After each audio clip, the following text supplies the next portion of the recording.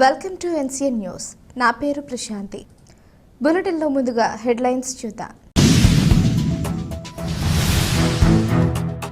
Housing అధికారులు క్షేత్రస్థాయిలో పర్యటించాలి. Collector Prashanti. జిల్లాలో ఇళ్ల నిర్మాణాలకు జరిగే మెటీరియల్ కేటాయింపుల వివరాలపై వారం సమీక్ష నిర్వహిస్తానని జిల్లా కలెక్టర్ పి ప్రశాంతి తెలిపారు.